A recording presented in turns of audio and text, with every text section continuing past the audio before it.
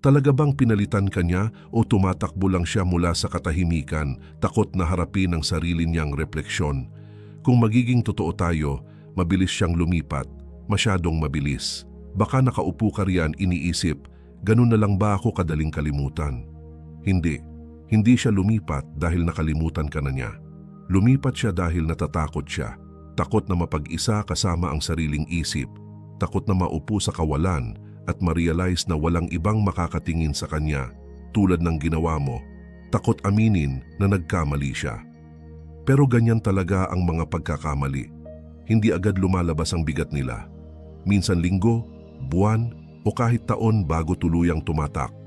Sa ngayon, nasa yugto pa siya ng pagtanggi. Akala niya panalo siya. Akala niya naka-upgrade siya. Akala niya kontrolado niya ang lahat.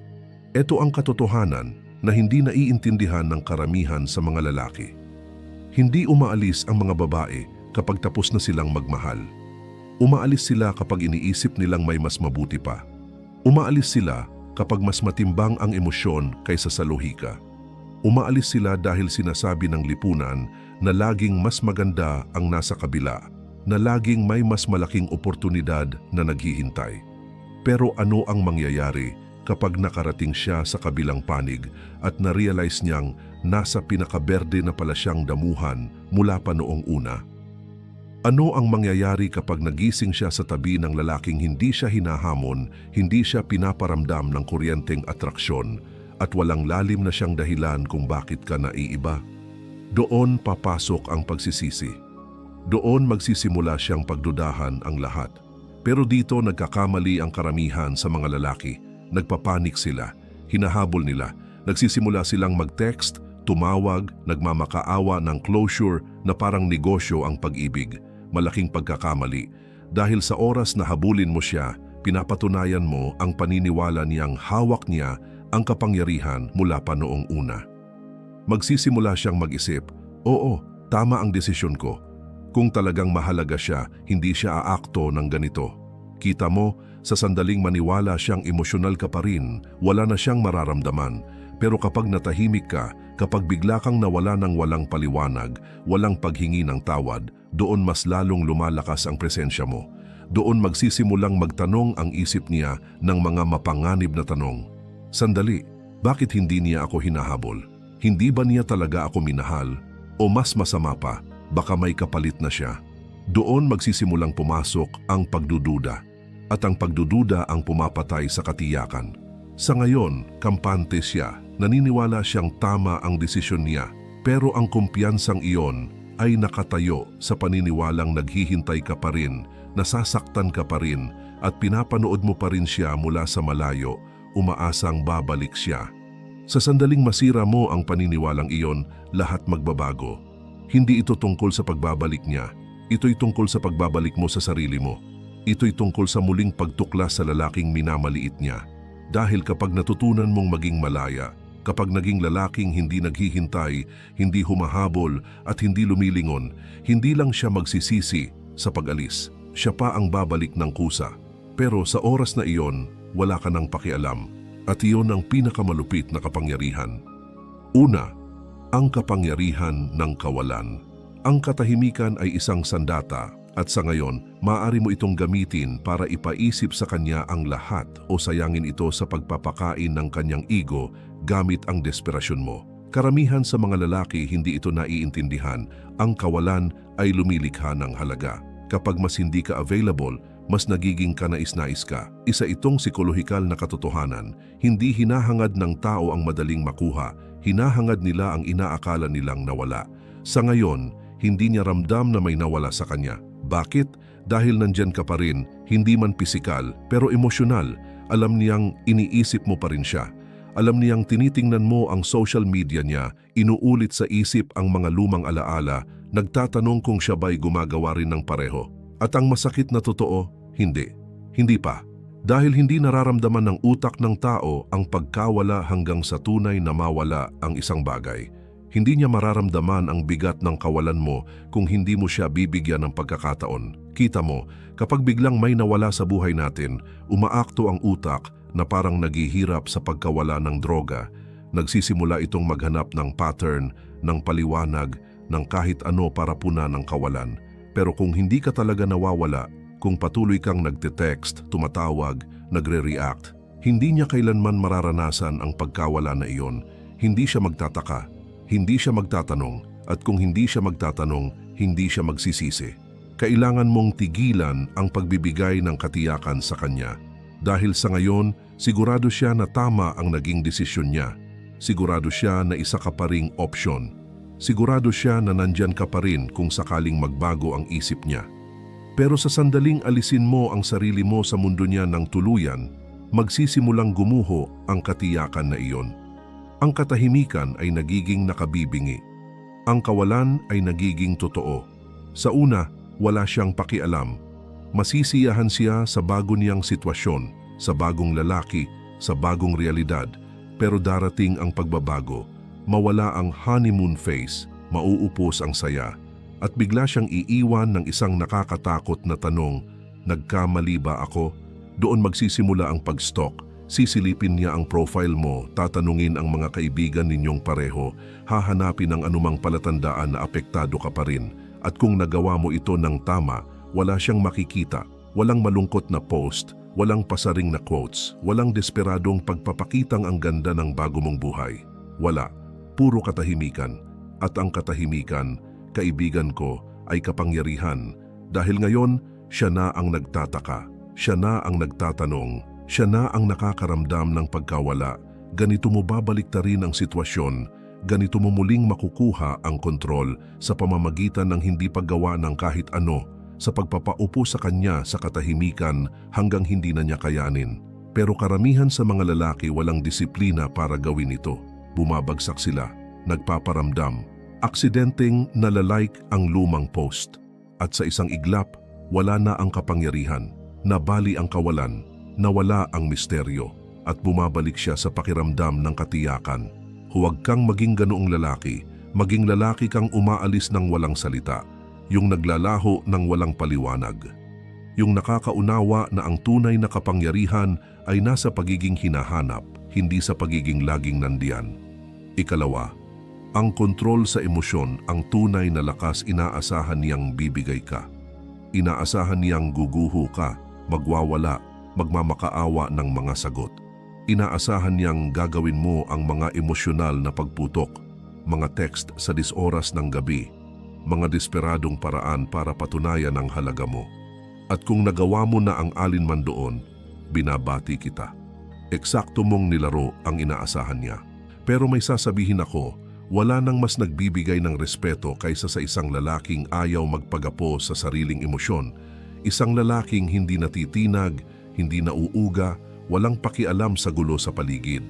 Dahil ito ang hindi naiintindihan ng karamihan sa mga lalaki, hindi nawawala ang atraksyon ng babae dahil lang sa hiwalayan mismo. Nawawala ito kapag nakita nilang bumigay ka sa presyon, kapag nakita nilang ang emosyon ang nagdidikta ng mga kilos mo imbes na lohika. Doon nila nasasabi, tama ang desisyon ko. Pero totoo rin ang kabaligtaran. Kapag nanatili kang kalmado, kapag nagpatuloy ka na may matatag na katahimikan, magsisimula siyang magtanong sa lahat. Dahil sa kaibuturan niya, inaasahan niyang pare-pareho lang ang reaksyon ng lahat ng lalaki. Pero kapag hindi mo ginawa, kapag hindi ka nagpakita ng kahit anong kahinaan, doon pumapasok ang kuryosidad. Sandali, bakit hindi siya nagre-react? Wala ba talaga siyang pakialam? Na-overestimate ko ba ang halaga ko sa buhay niya? At sa isang iglap, nababaliktad ang sitwasyon. Dahil habang akala niya siya ang nang-iwan, biglang pakiramdam niya ikaw pala ang tunay na bumitaw. Ito ang esensya ng Stoicism. Kontrolin ang kaya mong kontrolin, bitawan ang hindi mo kaya. At sa ngayon, hindi mo makokontrol ang mga desisyon niya. Hindi mo makokontrol kung sino ang kasama niya. Hindi mo makokontrol kung magsisisi ba siya o hindi. Pero ano ang kaya mong kontrolin? Ang tugon mo, ang isipan mo, ang mga kilos mo. Kaya tanungin mo ang sarili mo, umakto ka ba bilang lalaking pagsisisihan niyang nawala o pinapatunayan mo lang sa kanya na tama ang pag-alis niya? Dahil ito ang katotohanan, hindi naaakit ang mga babae sa mga lalaking kailangan ng validation nila. Naaakit sila sa mga lalaking buo sa kanilang sarili. Mga lalaking hindi nababasag sa ilalim ng presyon. Mga lalaking nananatiling matatag kahit nagbabago ang mundo sa paligid nila. Iyon ang uri ng lalaking hindi basta makakalimutan ng isang babae. Iyon ang uri ng lalaking gumugulo sa isip niya tuwing gabi, nagtatanong kung nagawa ba niya ang pinakamalaking pagkakamali ng buhay niya. Pero hindi mo ito pwedeng pekein. Hindi ka pwedeng magkunwaring matatag pero palihim na chine-check ang Instagram niya bawat oras. Hindi ka pwedeng umastang detached pero lihim na umaasang babalik siya. Ang kontrol sa emosyon ay hindi palabas. Isa itong paraan ng pamumuhay. Either makuha mo ito o hindi. At ang mga lalaking nakakapag-master nito, hindi kailanman kailangang humabol. Dahil sa huli, hindi ang lalaking nagre-react ang nananalo, kundi ang lalaking nananatiling hindi natitinag. Ikatlo, ang bago niyang lalaki ay panakip, hindi solusyon. Sa ngayon, akala niya panalo siya, may bago siyang kasama. Nagpo-post siya ng mga litrato, ipinapakita niya sa buong mundo kung gaano siya kasaya. At baka nakaupo ka riyan, unti-unting kinakain ng selos at sakit, iniisip kung paano siya nakalipat agad. May sasabihin ako, hindi siya nakalipat, dinidistract lang niya ang sarili niya. Karamihan sa mga babae, hindi nila talaga pinoproseso ang hiwalayan gaya ng ginagawa ng mga lalaki. Sa halip na upuan ng sakit, sa halip na harapin ang emosyon nila, tumatalon sila sa panibago. Hindi dahil gumaling na sila, kundi dahil hindi pa. Ang bago niyang lalaki, hindi siya upgrade, hindi siya espesyal. Isa lang siyang panakip, isang mabilisang solusyon, isang pansamantalang pagtakas mula sa mga damdaming kinatatakutan niyang harapin. At dito, nagkakamali ang karamihan sa mga lalaki. Iniisip nila, nakahanap siya ng mas mabuti. Ako ang naging problema, mali. Hindi siya kasama ng bago dahil mas mabuti ito. Kasama niya ito dahil kailangan niyang may maramdaman kahit ano. At kung tunay siyang nakalipat, kung tunay siyang masaya, hindi niya mararamdaman ang pangangailangan na ipakita sa iyo ito. Ang realidad, ang mga rebound na relasyon ay may predictable na pattern. Nagsisimula sila ng mabilis, umaalab at pagkatapos bumabagsak. Bakit? Dahil hindi sila nakatayo sa tunay na pundasyon, nakatayo sila sa pag-iwas. Sa ngayon, nasa honeymoon phase pa siya, lahat masaya at kapanapanabik.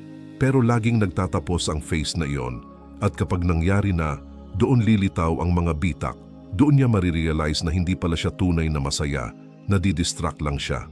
At alam mo kung anong nangyayari kapag nawala na ang distraction, nagsisimula siyang maisip ka.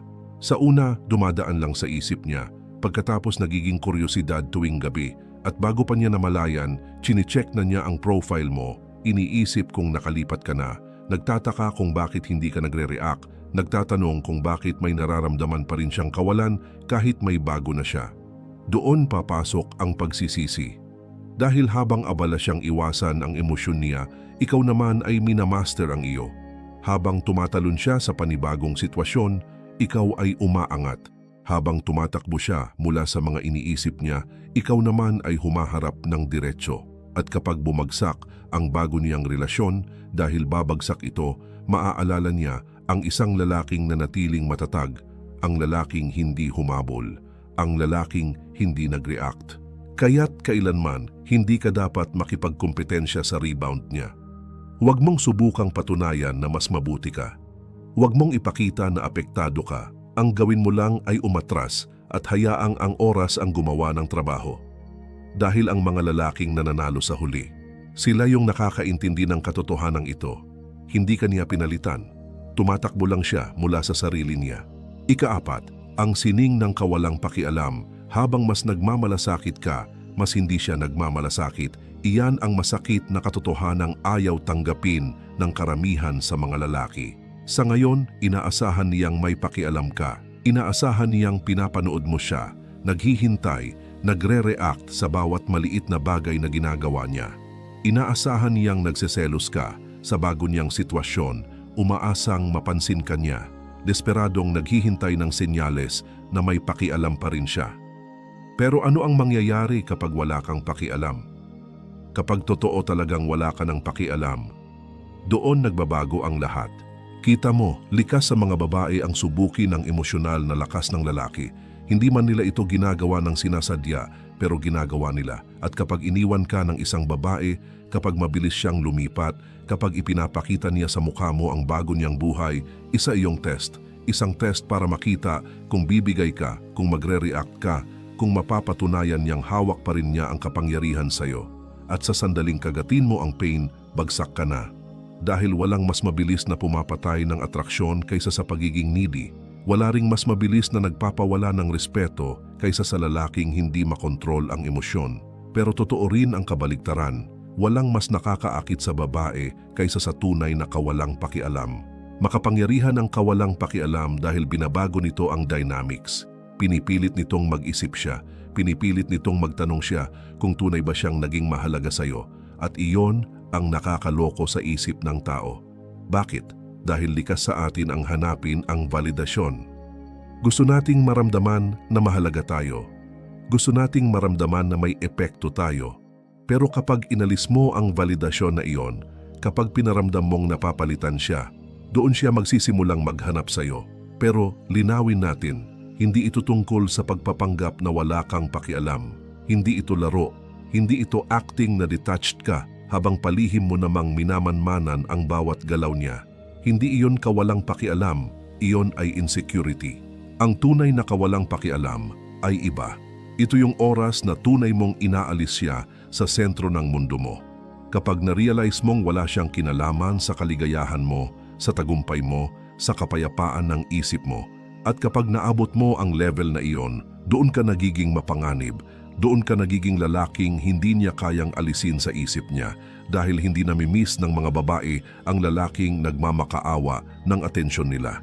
Namimiss nila ang mga lalaking hindi ito kailangan, kaya hayaan mo siyang mag-post ng mga litrato, hayaan mo siyang maglaro ng maliliit na laro, hayaan mo siyang gawin ang lahat ng iniisip niyang makakakuha ng reaksyon mula sa'yo. Walang halaga ang lahat ng iyon. Dahil sa sandaling ma-realize niyang tunay kang hindi apektado, doon siya magsisimulang magtanong sa lahat. Ikalima, ang pagpapabuti ng sarili ang pinakamabisang paghihiganti. Ang paghihiganti ay hindi tungkol sa pagganti, hindi tungkol sa pagpapatunay na mali siya, hindi tungkol sa pagpapagselos sa kanya. Ang tunay na paghihiganti ay ang maging lalaking hindi niya inakalang kaya mong maging at ma-realize niyang huli na nawala sa kanya ang isang bagay na hindi na mapapalitan. Sa ngayon, may dalawang pagpipilian ka. Maaari kang malugmok sa sakit, bantayan ang social media niya, isipin kung ano ang ginagawa niya, at ubusin ang oras kakaisip kung iniisip ka pa ba niya.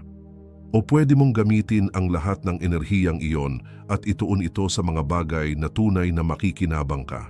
Dahil ito ang realidad, hindi ka niya pinapansin sa ngayon, hindi siya nawawalan ng tulog dahil sa'yo, hindi pa, pero hindi ibig sabihin na hindi iyon mangyayari. May kakaibang paraan ng mga babae ng pagbalik kapag hindi mo inaasahan, pero hindi sila bumabalik dahil gusto mo. Bumabalik sila kapag na-realize nilang nawala sa kanila ang mahalagang bagay. At ang realization na iyon, mangyayari lang kapag nakita nilang umaangat ka kahit wala siya. Karamihan sa mga lalaki, winawasak ang sarili pagkatapos ng hiwalayan, naglalasing, nagsasayang ng oras, nalulugmok sa depression, at alam mo kung anong ibig sabihin noon. Pinapatunayan mo sa kanya na tama ang naging desisyon niya. Pero kapag isang lalaki ay nag-level up, kapag naging mas matalim, mas malakas, mas matagumpay kaysa dati, doon pumapasok ang pagdududa. Magsisimula siyang mag-isip, grabe, na-underestimate ko ba siya? Iniwan ko ba ang lalaking magiging unstoppable? At doon talaga papasok ang matinding pagsisisi. Dahil ito ang hindi aaminin ng karamihan sa mga babae. Inaasahan nilang mananatili kang pareho. Akala nila kilalang kilala ka na nila. Akala nila nakita na nila ang lahat ng kaya mong i-offer. Pero kapag nag-evolve ka tungo sa mas mataas na antas, kapag winasak mo ang bersyon ng sarili mong akala niya ay kilala na niya, gumugulo ito sa isip niya. Pero linawin natin, ang self-improvement ay hindi tungkol sa kanya. Tungkol ito sa iyo. Tungkol ito sa paglikha ng buhay na napakakumpleto, napakabuo, na totoo na wala ka nang pakialam kung babalik pa siya o hindi. Dahil kapag naabot mo ang level na iyon, kapag masyado ka nang abala sa panalo para maisip pa siya, doon niya mas mararamdaman ang kawalan mo. Kaya pumunta ka sa gym, itayo mo ang negosyo, linangin ang isipan, disiplinahin ang sarili, hindi para patunayan ang kahit ano sa kanya, kundi dahil ito ang lalaking nakatakda kang maging mula pa noong una. At ang pinakamaganda, sa oras na ma-realize niya ang tunay mong halaga, hindi mo na siya gugustuhin. Ika-6.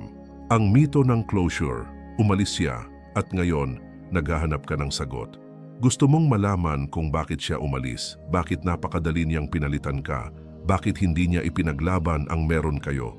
Sinasabi mo sa sarili mo na kung makakausap mo lang siya kahit isang beses pa, kung maipapaliwanag lang niya, baka lang makaka-move on ka. Pero eto ang totoo, ang closure ay isang kasinungalingan.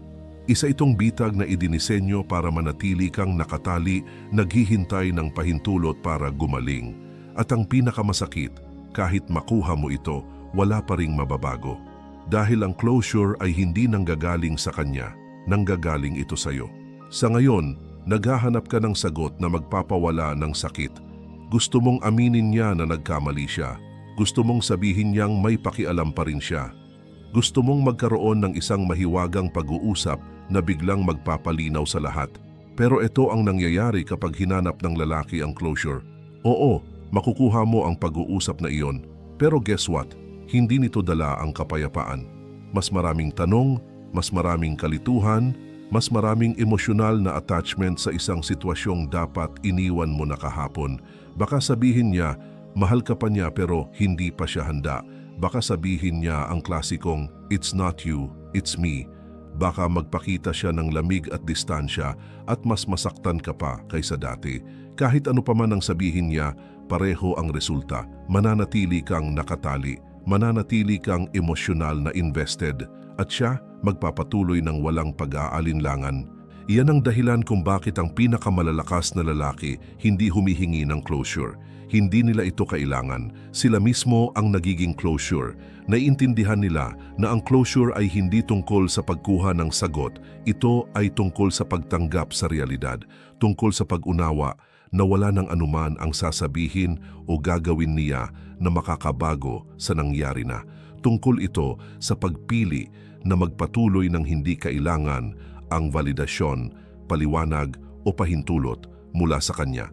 Dahil sa sandaling itigil mo ang paghahanap ng closure, iyon ang sandaling mababawi mo ang kapangyarihan mo. Inaasahan niyang tatawag ka. Inaasahan niyang maghahanap ka ng sagot.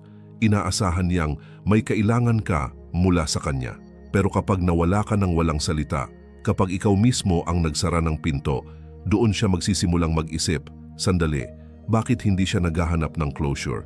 Bakit hindi siya nakikipag-usap? Minahal ba niya talaga ako? At sa isang iglap, nababaliktad ang mga papel. Kaya tigilan mo na ang paghahanap ng pagtatapos na magpapagaan sa loob mo. Ang tanging closure na kailangan mo ay ito, wala na siya, tapos na. Kumilos ka ayon doon. Ika-7. Pinapanood ka pa rin niya kahit akala mo, hindi akala mo nakalimutan ka na niya. Akala mo tuluyan na siyang nakalipat, namumuhay ng pinakamagandang bersyon ng kanyang buhay, habang ikaw naman ay pinipilit buuin muli ang sarili mo. Pero may sasabihin ako, pinapanood ka pa rin niya, kahit may bago na siya, kahit i-block ka pa niya, kahit sabihin niyang tapos na siya ng tuluyan, nandyan pa rin siya patagong tumitingin, patagong nagtataka, dahil kahit anong pilit niyang kumbinsihin ang sarili na wala na siyang pakialam, likas sa tao ang kabaligtaran. Likas tayong curious, lalo na kapag iniwan natin ang isang bagay na akala natin ay kabisado na natin. At sa ngayon, kahit hindi niya aminin, may bahagi ng isip niya na nagtatanong, tama ba ang desisyon ko? Sa simula, magpapanggap siyang wala kang halaga. Hindi ka niya papansinin. Iiwasan niya ang lahat ng bagay na magpapaalala sa iyo. Pero habang lumilipas ang panahon, habang kumukupas ang saya ng bago niyang buhay, unti-unting sisilip ang curiosity. Sisilip siya sa profile mo. Mag-scroll siya sa mga litrato mo. Titingnan niya kung may pinost ka bang nagpapahiwatig ng nararamdaman mo. At ang pinakamasamang magagawa mo, ibigay sa kanya eksakto ang hinahanap niya. Dahil sa sandaling makita niya ang malungkot na post, ang cryptic na quote, o ang pilit na pagpapagselos, panalo siya. Nakakuha siya ng kumpirmasyon na apektado ka pa rin, na natigil ka pa rin, na hawak pa rin niya ang kapangyarihan sa'yo. Pero kung sisilip siya at wala siyang makikita, walang sinyalis ng sakit, walang emosyonal na pagsabog, walang desperadong pagpapansin, kundi katahimikan at isang lalaking halatang mas gumanda pa ang buhay, doon magsisimula ang pagdududa. Sandali, bakit hindi siya wasak? Bakit mas masaya pa yata siya nang wala ako? Na-misjudge ko ba ang halaga niya? At ang pagdududang iyon, mabagal pero matindi. Nagsisimula ito bilang isang simpleng tanong, pero kalaunan nagiging pagsisisi. Dahil ito ang hindi aaminin ng karamihan sa mga babae. Ayaw talaga nilang maging masaya ka nang wala sila. Gusto nilang maramdaman na mahalaga sila. Gusto nilang paniwalaan na ang pag-alis nila ay may iniwang marka. Pero kapag inalis mo ang kasiyahang iyon, kapag inakto mong parang hindi siya kailanman naging parte ng buhay mo, doon niya mararamdaman ang isang bagay na hindi niya inaasahan, ang pagiging walang halaga. At iyan ang bumabalik sa kanila, hindi ang mga salita mo, hindi ang mga pagtatangka mong patunayan ang sarili mo, kundi ang malamig at di mapagkakailang katotohanan na hindi mo siya kailanman kinailangan. Kaya huwag kang mag-post para sa kanya, huwag mong tingnan ng kanya, huwag kang makipaglaro sa mga laro niya, basta maglaho ka. Dahil habang mas kaunti ang alam niya, mas lalo siyang magtatanong. Ikawalo, ang akit sa pamamagitan ng misteryo. Kapag alam niya ang lahat tungkol sa iyo, mawawala ang interes niya. Kapag kaya niyang hulaan ang bawat galaw mo, mababato siya. Kapag hindi na siya nagtatanong kung ano ang ginagawa mo, titigil siyang mag-alala. Ang misteryo ang lahat pagdating sa akit. At sa ngayon, ikaw ay nagiging irresistible o tuluyang nakakalimutan. Tingnan mo, karamihan sa mga lalaki ay kabaligtaran ng dapat nilang gawin pagkatapos ng hiwalayan. Sobra silang nagpapakita, post ng post, pilit na nagyayabang, nag-iiwan ng mga pahiwatig na sana mapansin siya. Pero ang lahat ng iyon, pumapatay lang ng curiosity. Dahil kapag sigurado ang babae sa isang bagay, titigil siyang isipin ito. Pero kapag hindi siya sigurado, kapag may mga puwang sa kwento, kapag hindi niya alam kung ano ang nangyayari sa buhay mo, doon nagsisimulang mag-obses ang isip niya sa'yo. At dito nagkakamali ang karamihan ng lalaki. Gusto nilang makita ng babae ang progreso nila. Gusto nilang ipakita na mas gumaganda ang buhay nila.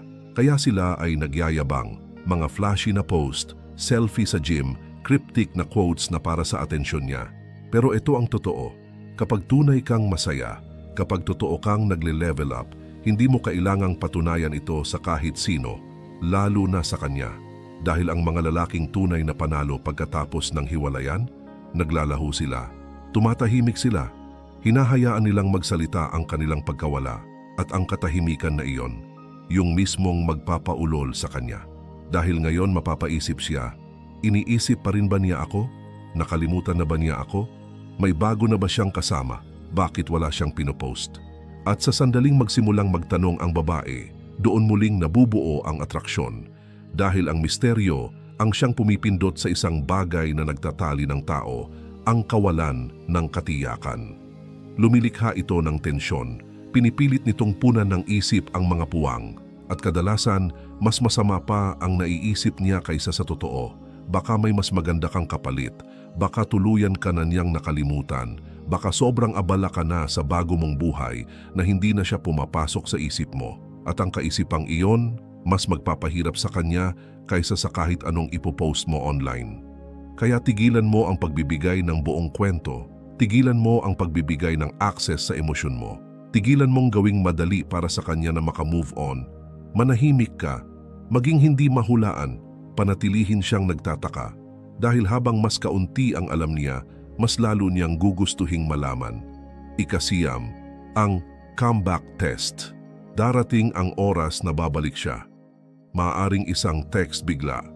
Maaaring isang random na like sa post mo. Maaaring simpleng mensahe sa DM. Hi, kumusta ka na? At sa sandaling iyon, lahat ng emosyon na akala mong nailibing mo na, babalik bigla. Lalakas ang tibok ng puso mo. Mag-o-overthink ka. Magtatanong ka, ito na ba yon? Napagtanto na ba niyang may nawala siya? Pero bago ka mag-react, Bago mo paniwalaan na bumalik siya ng tuluyan, huminto ka at mag-isip. Dahil hindi lang ito basta mensahe, ito ay isang pagsusulit. Tingnan mo, hindi lang basta bumabalik ang babae dahil namimiss ka niya. Bumababalik siya para malaman kung option ka pa rin. Gusto niyang malaman kung available ka pa emosyonal, kung naghihintay ka pa rin, kung maaari ka pa rin niyang balikan kahit kailan niya gusto. At ang paraan ng tugon mo, iyon ang magtatakda ng lahat. Karamihan ng lalaki, bagsak dito. Sa sandaling magparamdam ang babae, natutuwa sila. Sumusagot agad. Nagpapakita ng sobrang excitement. Iniisip nila, ito na ang pagkakataon kong patunayan ang halaga ko. Mali. Dahil sa sandaling maramdaman niyang apektado ka pa rin, mawawala ulit ang interes niya. Dahil nakuha na niya ang sagot, hindi ka talaga naka-move on. At sa isang iglap, wala na siyang dahilan para habulin ka. Pero ang mga lalaking pumapasa sa test na ito, hindi sila nagre-react, hindi sila nagmamadali sa pagsagot, hindi nila ibinibigay ang inaasahan niya. Sa halip, pinapahirapan nila siya. Maaaring hindi ka sumagot, maaaring ilang araw bago ka tumugon, maaaring sagutin mo lang siya ng pinakasimple at pinaka-casual na sagot. Ayos naman ako, sana okay ka rin, walang emosyon, walang excitement, walang mahabang usapan, kundi kalmado, kontrolado at walang pakialam. At iyon ang magpapaulol sa kanya dahil ngayon hindi na siya sigurado kung nasaan siya sa buhay mo. Nararamdaman niya ang distansya. Nagtatanong siya, sandali, wala na ba siyang pakialam? Totoo bang naka-move on na siya? At sa sandaling ang babae na ang humahabol ng validasyon mula sa iyo, imbes na ikaw ang humabol sa kanya, panalo ka na.